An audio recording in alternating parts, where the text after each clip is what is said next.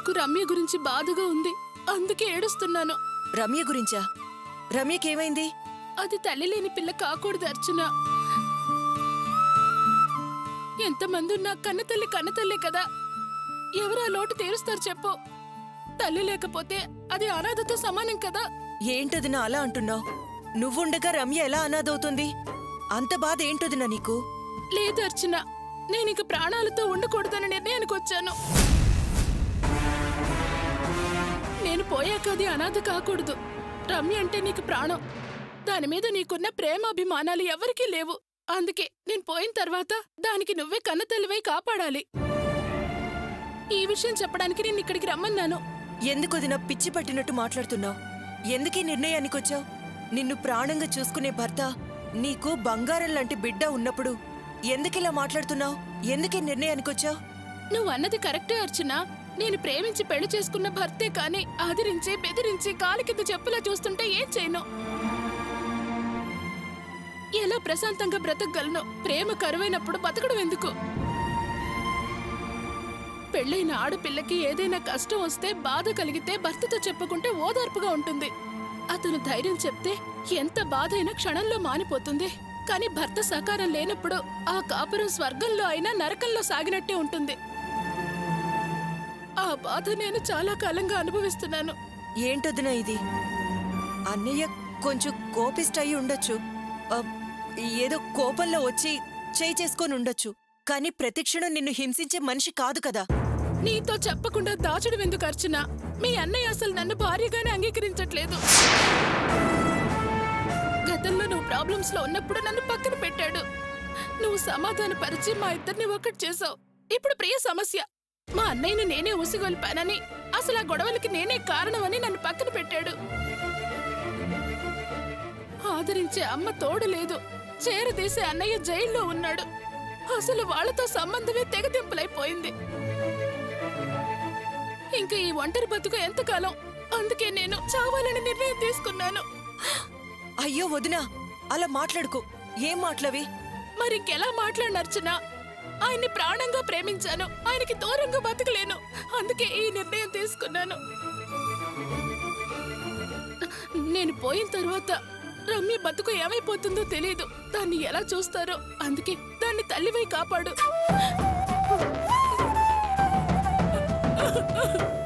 వదినా, ఏడవకు. ఈ సమస్యవి తీర్చలేందేం కాదు. నేను అన్నయ్యతో మాట్లాడతాను. వద్దర్చనా, ఈ విషయం ఆయనతోనే కాదు, ఎవరితోనూ మాట్లాడకు. ఏంటది నన్ను అనేది? మాట్లాడకుండా ఈ సమస్య ఎలా తీరుతుంది? ఆయన గురించి తెలిసి కూడా అలా మాట్లాడతావేంటి అర్చన? ఈ విషయం నీతో చెప్పానని తెలిస్తే మొదట కోపడతారు, అత్తయ్య తిడుతుంది, ఆవేశం పెరిగి ఆయన కొడతారు. చివరికి అందరూ తలో మాట అని తలో తన్ని ఇంట్లోంచి గెంటేస్తారు. అందుకే ముందుగానే శవంగా ఆ ఇంటి నుంచి వెళ్ళడం మంచిదని నిర్ణయించుకున్నాను. కాబట్టి నువ్వు నన్ను ఆపే ప్రయత్నం చేయకు. ఈ విషయం ఎవరికి చెప్పకు. వదినా, నువ్వు తీసుకున్న నిర్ణయం తప్పు. దాన్ని మార్చుకో. నేను అన్నయ్యతో మాట్లాడతాను. ఈ సమస్య తీరుస్తాను. నా చావు ఒకటే ఈ సమస్యకి పరిష్కారం. నువ్వు మాత్రం రమ్య బాధ్యత తీసుకోవాలి. అయ్యో వదినా, మళ్ళీ అదే మాట్లాడుతున్నావేంటి? సరే, నేను అన్నయ్యకి చెప్పకుండానే ఈ సమస్యకి ఏదో పరిష్కారం చూస్తాను. కానీ నువ్వు మాత్రం అఘాయిత్యం చేయనని నాకు ప్రమాణం చేయి. మీ అందరినీ చంపకుండా నేనెలా చేస్తానే పిచ్చిదానా? నాకు చావంటే చచ్చే భయం. ఎలా చేస్తాను? ఏంటదినా ఆలోచిస్తున్నావు? ఏ పిచ్చి పని చేయనని ప్రమాణం చేయి. అది కాదర్చునా. వదినా, నేను పరిష్కారం చూస్తానని చెప్తున్నాను కదా, మరెందుకు ఆలోచిస్తున్నావు? వదినా, ఆలోచించకుండా ప్రమాణం చేయి. నిజంగానే పరిష్కారం చేస్తావా? అవును వదినా. అలా అయితే నేను ఆత్మహత్య చేసుకోను. అమ్మయ్యా, సర్లే, నువ్వు జ్యూస్ తాగు.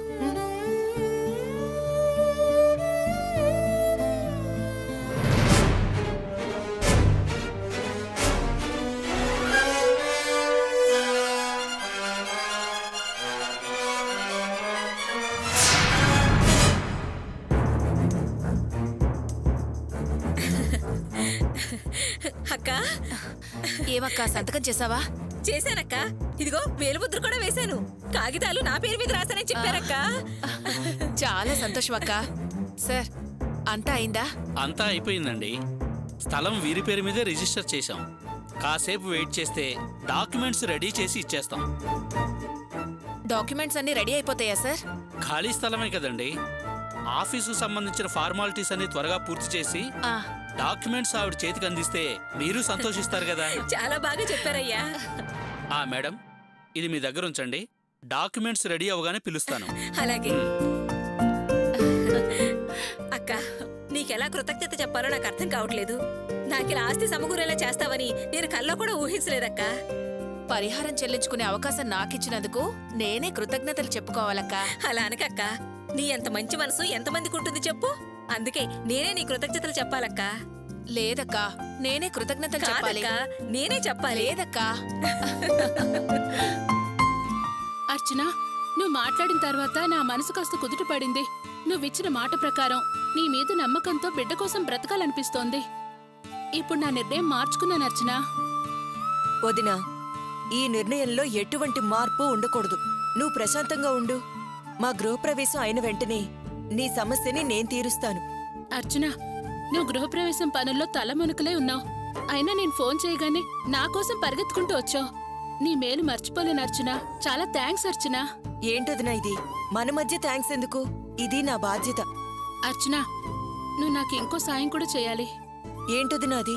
అదేం లేదు అర్చన. మనకి ఏ కష్టం వచ్చినా గుడికి వెళ్లి స్వామి దర్శనం చేసుకుని కాసేపు కూర్చుంటే ప్రశాంతంగా ఉంటుంది. నీకేం అభ్యంతరం లేకపోతే తోడుగా నాతో కాస్త గుడికొస్తావా? గుడికే కదా, వెళ్దాం పద. మా ఆయనకి నేను ఫోన్ చేసి చెప్తాను. చాలా థ్యాంక్స్ అర్చన. వెళ్దామా? పద. అర్చన, ఆఫీస్లో వాళ్ళకి నేను రావడం లేట్ అవుతుందని చెప్పి వాళ్ళకి SMS చేస్తాను. నువ్వు బయలుదేరుతూ ఉండు. అలాగే.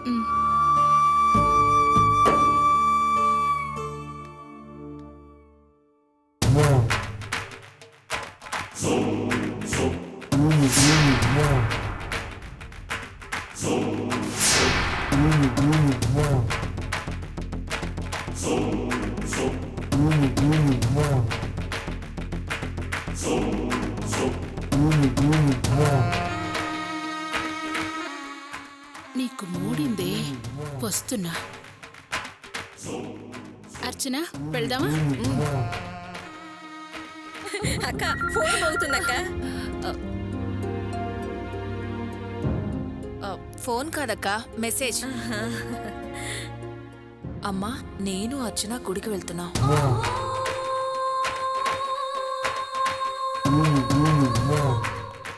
మేడం, ఇవిగో డాక్యుమెంట్స్. ఇంత త్వరగా రెడీ అయ్యాయా సార్? మీరు మమ్మల్ని చక్కగా గమనించారు. మేము మా పని త్వరగా పూర్తి చేశాం. చాలా సంతోషం సార్. పర్వాలేదు మేడం. వస్తాను మేడం. మంచిదయ్యా. ఇదిగో అక్క, నీ పేరున డాక్యుమెంట్స్. ఇక నుంచి ఈ ఆస్తి నీ సొంతం. అక్క, చాలా కృతజ్ఞతలక్క. కృతజ్ఞతలు చెప్పి నన్ను పరాయిదాన్ని చేయకు. సరే అక్క, నాకు చిన్న సహాయం చేస్తావా? ఏం చేయాలో చెప్పక్క. నీకంటే నాకెక్కువనా? నువ్వేం చేయమంటే చేస్తానక్క. చెప్పక్క. నువ్వు నాకు ఈ అవకాశం ఇచ్చేలా చూడమని ఆ అమ్మవారికి మొక్కుకున్నానక్క. ఆ అమ్మవారు నా కోరిక తీర్చింది. ఈ సంతోషంలో నేను అమ్మవారికి మొక్కు తీర్చుకోవడానికి వెళ్ళాలి. నువ్వు నాకు తోడుగా రావా అక్కా? కాదనకక్కా, ప్లీజ్. భలేదానివక్క నువ్వు. మా ఆయన నా పేరు మీద ఇంటి కాగితాలు రాసిన తర్వాత మళ్ళీ నా పేరు మీద 10 లక్షల ఆస్తి రాసిందానివి నువ్వేనక్క. నీకోసం గుడికేంటి ఎక్కడికి రమ్మన్నా వస్తాను.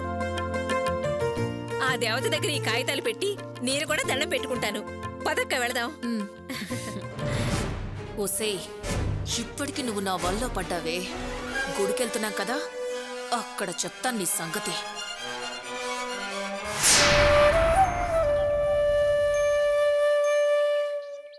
రండి.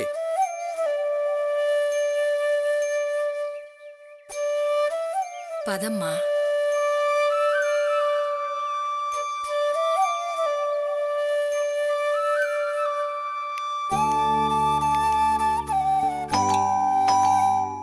ఆకాష్, ఎవరో వచ్చారు చూడు.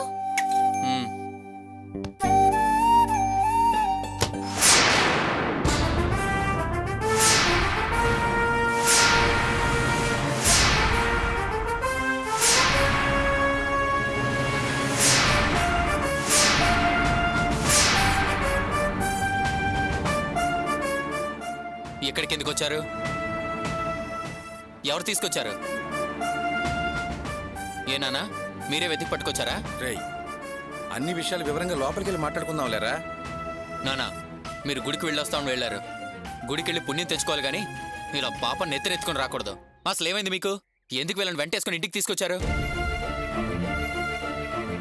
రే, ఏదైనా ఉంటే లోపలికెళ్ళి మాట్లాడుకుందాం. ముందు పదరా.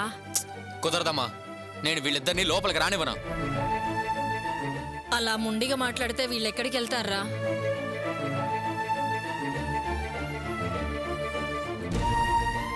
నా మాట విని లోపలికి రానివరా? వీళ్ళు ఎక్కడ చేస్తే నాకేంటి? వీళ్ళని మాత్రం లోపలికి ఎలా చేయను? అసలు వీళ్ళు చేసిన ద్రోహానికి ఛీ! రేయ్, ఏంట్రా, మాకు కూడా వీళ్ళ మీద కోపం ఉంది. కానీ ఎక్కడ ఏ పరిస్థితిలో చూడాల్సి వచ్చిందో నీకు తెలుసా? మేము చూసిన పరిస్థితులు నువ్వు కూడా చూసుంటే ఇలా మాట్లాడవరా? ఏ పరిస్థితుల్లో చూశారు? వీధిలో బాబుని పెట్టుకొని అడుగు తింటున్నారా? అవునరా, నిజంగానే రా. వీళ్ళు పిల్లాన్ని చేతిలో పట్టుకొని అడుక్కు తింటున్నారా? ఏంటత్తయ్య మీరనేది? అవును రాణి, మేం గుడికి వెళ్తుంటే వీళ్ళు అలాంటి పరిస్థితుల్లోనే ఉన్నారు. అయ్యో భగవంతుడా, ఏంటొదినా ఇది? వదినా, వీడిని చేతిలో పెట్టుకుని బిచ్చిమెత్తడానికి మీకు మనసు ఎలా వచ్చింది? వీడి కోసమే కదా ఏసి పెట్టించింది. ఏంటొదినా? ఆకాష్, నీకేం బాధగా లేదా? ఒరే ఆకాష్, జరిగింది ఏదో జరిగిపోయింది. వీళ్ళు చేసిన తప్పే, క్షమించేద్దాం. ఎంతైనా నీ తోడబుట్టిన అక్కరా, క్షమించరా. మీరెన్నన్నా చెప్పండమ్మా, వీళ్ళని మాత్రం నేను క్షమించలేను. ఎందుకు అంత పట్టుదలకు పోతున్నావు? నీ నిర్ణయం మార్చుకోవా? నాన్నా, మా దేవుడి దిగొచ్చి చెప్పిన నిర్ణయం మార్చుకోవడం కుదరదు. నేను వీళ్ళని క్షమించి మళ్ళీ ఇంట్లో చేరనివ్వను, అంతే. ఏంటి ఆకాష్ ఆ మొండితనం? అత్తేని మావేని ఎందుకు నిబంధనలు పెడుతున్నావు? ఈ బుజ్జిగడి మొహం చూసైనా వీళ్ళ లోపలికి రానివ్వు. రాణి, నువ్వు ఈ విషయంలో తలదోర్చుకో, కామ్గా ఉండు. సర్లేరా, నువ్వు నీ నిర్ణయం మార్చుకోవద్దు. మేమే ఒక నిర్ణయం తీసుకుని వీళ్ళతో పాటు మేము బయటికి వెళ్ళిపోతాం. అప్పుడు నువ్వు సంతోషంగా ఉంది. కానీ ఏంటి నాన్న, సెంటిమెంటల్ బ్లాక్మెయిలా? బ్లాక్మెయిల్ కాదురా, మా అభిప్రాయం చెప్తున్నాను. మేము లోపల రావాలా, బయటికి వెళ్ళిపోవాలా? లలిత, పద వెళదాం. పదవే రా, రండి. నాన్న, మావయ్య, నా మూలంగా మీ మధ్య గొడవలు రాకూడదు, అందుకే నేను రానన్నాను. పదండి వెళదాం. వదినా, వదినా తొందరపడద్దు, కొంచెం ఓపిక పట్టు. ఆకాష్, నువ్వు ఇలా మొండిగా మాట్లాడడం న్యాయం కాదు. ఏయ్, ఏం మాట్లాడుతున్నావు నువ్వు? వీళ్ళ మూలంగా 3 లక్షలు, మళ్ళీ 2 లక్షలు, మొత్తం 5 లక్షలు వేస్ట్ అయినాయి, తెలుసా నీకు? రాయ్, లాస్ గురించి నువ్వు మాట్లాడొద్దు. నువ్వు 5 లక్షలు లాస్ చేశావు. రాణి తన నగలు తాకట్టు పెట్టి నిడిపించుకొచ్చింది. ఆ విషయాన్ని మర్చిపోకు. ఆకాష్, కాస్త అర్థం చేసుకో. పంతాలు పట్టింపులే కాదు, కాస్త పట్టుబిడుపులు కూడా ఉండాలి. సర్దుకుపోతేనే సంతోషం దక్కుతుంది. ప్లీజ్ ఆకాష్, పిల్లాడి మొహం చూసైనా వాళ్ళని లోపలికి రాని. సర్లే, రమ్మన. వదినా, రా వదినా, రా.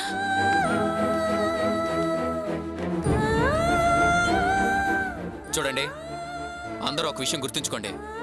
మునిపట్ల ఇంట్లో అధికారం చలాయించాలని చూసినా, పెత్తనం చలాయించాలని చూసినా సహించను. అలాగే పని పాట లేకుండా ముప్పొద్దులో తిని కూర్చున్నా ఊరుకోను. ఏదో పని చేయాలి, ఎంతో కొంత సంపాదించాలి. అర్థమైందా? ఇదిగో, తమ్ముడు చెప్పింది వినపడిందా? మాట్లాడవేంటయ్యా? అలాగే ఆకాష్, కండలు కరిగించి కష్టపడి తీసుకొచ్చి సంపాదించి తింటానని సమాధానం చెప్పు. అలా రాయిలా నిలబడతావే, వెళ్ళి చెప్పవయ్యా. అలాగే ఆకాష్, నువ్వెలాగంటే అలాగే. నేనే చెప్దాం అనుకున్నాను, ఇంతలో సరోజ చెప్పేసింది. దమ్చాయ్ అమ్మి డైలీ 200-300 తీసుకొస్తాను. అదే చూద్దాం. రాణి, నన్ను క్షమించమ్మా. నీకు చెందాల్సిన డబ్బు నేను దక్కించుకున్నాను. అయినా నన్ను ఆదరిస్తున్నందుకు నీకెలా కృతజ్ఞత చెప్పాలో నాకు అర్థం కావడం లేదు. నీ మంచితనం నాకిప్పుడే అర్థమైంది రాణి. ఏంటొదినా ఇది? ఇప్పుడు ఇవన్నీ ఎందుకు? అవన్నీ మర్చిపోండి. మీరు సరైన తిండి తిని ఎన్ని రోజులైందో. నేను వంట చేస్తాను, మీరు వెళ్ళి స్నానం చేసి రండి. అవునమ్మా, సరైన తిండి తిని చాలా రోజులైంది. సరే, మీరు స్నానానికి వెళ్ళండి.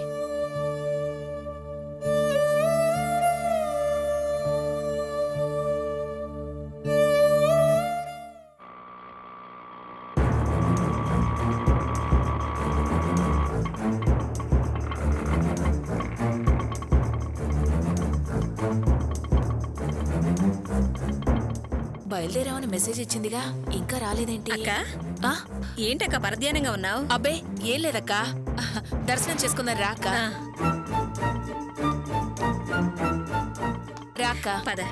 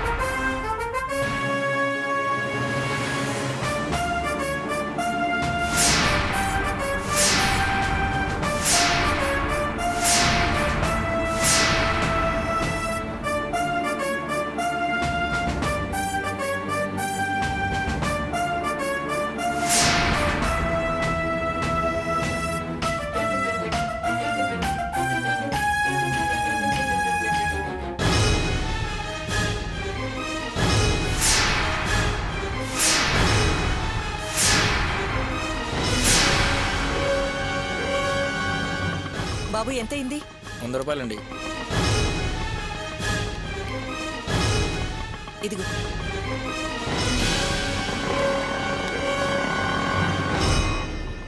వీళ్ళెందుకు వచ్చారు ఇక్కడికి? అర్చన, వీళ్ళతో మనకెందుకు? మన పాటికి మనం దర్శనం చేసుకుందాం పదా.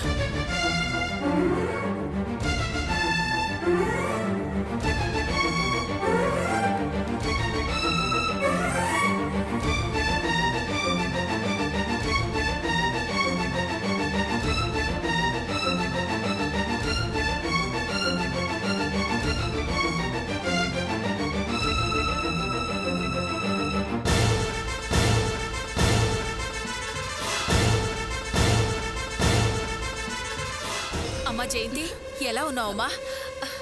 అర్చన, మనం అటు వెళ్దాం పదా. ఆగోదినా, మీ అమ్మగారు అంత ప్రేమగా పలకరిస్తే మాట్లాడకుండా వెళ్ళిపోతావేంటి? ఆగు. అర్చన, నాకు ఇప్పుడు ఎవరితో మాట్లాడడం ఇష్టం లేదు. ఏమ్మా, అమ్మంటే అంత కోపం ఎందుకు? నాతో ఒక్క మాట కూడా ఎందుకు మాట్లాడవే? అర్చన, ఆమె నాతో మాట్లాడొద్దని చెప్పు. నాకు అమ్మ అన్న అనే ఏ బంధం లేదు, ఏ రక్త సంబంధం లేదు. నాకు నా అత్తారిల్లే పుట్టిల్లు, వాళ్ళే నా వాళ్ళు. ఇంకెవరితో ఏ వరుసలు లేవు. వరుసలు పెట్టి పిలవద్దు, మాట్లాడొద్దని చెప్పు. అయినా ఇక్కడ మనం ఎందుకు? పద వెళ్దాం. వదినా. జయంతి, జయంతి, జయంతి ఆగు. ఎవరితో ఏం మాట్లాడుతున్నావు నువ్వు? నీ మాటల్లో చూపుల్లో చాలా గర్వం అహంకారం కనిపిస్తున్నాయి. అరే, కన్న కూతురుతో 4 మాటలు మాట్లాడాలని తల్లి ఆరాటపడి ఆశగా దగ్గరకొస్తే పరాయి మనిషితో మాట్లాడాలంటే ఏంటో మాటలు? అసలు చూసి కూడా చూడనట్టు వెళ్ళిపోతున్నావు. అంత పొగరు మంచిది కాదు. అయినా ఈ మాటలన్నీ సావాస దోషంతో వచ్చుంటాయి. బాగానే నూరిపోసినట్టుంది మహాతల్లి. ఈ రోజు పుట్టిల్లు ముఖ్యం కాదు, మెట్టినిల్లే ముఖ్యం అన్నవాళ్ళు ఒకానొకప్పుడు పుట్టిల్లే ముఖ్యమని ఏడ్చి ఏమార్చారు. అమాయకంగా చెప్పుడు మాటలు విని చెడిపోకు. ఆస్తి అంతస్తు లేనప్పుడు పుట్టిళ్ళ కన్నా మెట్టిల్లే ముఖ్యం అనడం, అవి కాస్త రాగానే మెట్టినిల్లి వాళ్ళు మాకెందుకు, పుట్టింటి వాళ్ళే మాకు ముఖ్యం అంటారు.